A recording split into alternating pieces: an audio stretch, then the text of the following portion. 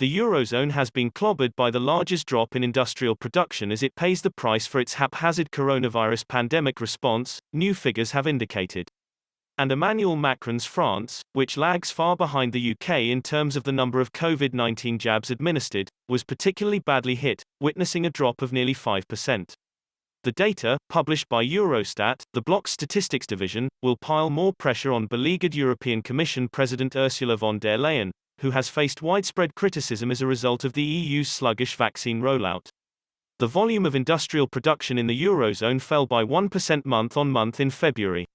February's figure marks a return to contraction, following growth of 0.8% in January, and represents the largest fall in industrial output since April 2020, when restrictions were at their tightest. As a result, analysts with the UK-based Centre for Economic and Business Research, CEBR, have revised their forecasts for Eurozone GDP downwards, with growth of 4% now anticipated across 2021. CEBR economist Oliver Gatland said, "While European manufacturers have adapted to the current lockdown restrictions, they are not exempt from global economic headwinds." The contraction in industrial output during February reflects not only the impact of ongoing coronavirus restrictions but also soaring import prices due to supply chain disruption across the Eurozone.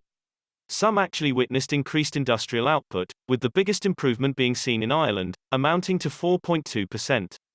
However, such rises were outweighed by a number of other countries experiencing contractions in output.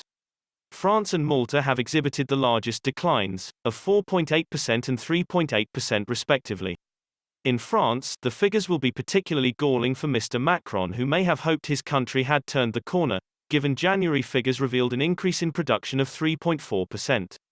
The CEBR's analysis suggests while factories across Europe have adapted to current restrictions and are able to operate more efficiently than at the start of the pandemic, they are not exempt from global economic headwinds. Combined with continued disruption to global semiconductor supply chains, the result has been restricted output possibilities.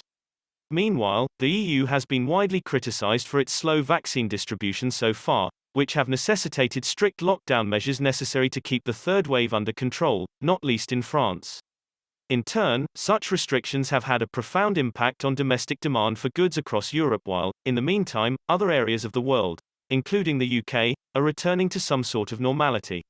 While France and Germany are making efforts to step up their vaccination programs, the re-implementation of lockdown measures across many member states presents a considerable short-term hurdle and will likely delay the return of economic activity, CEBR's analysis warned.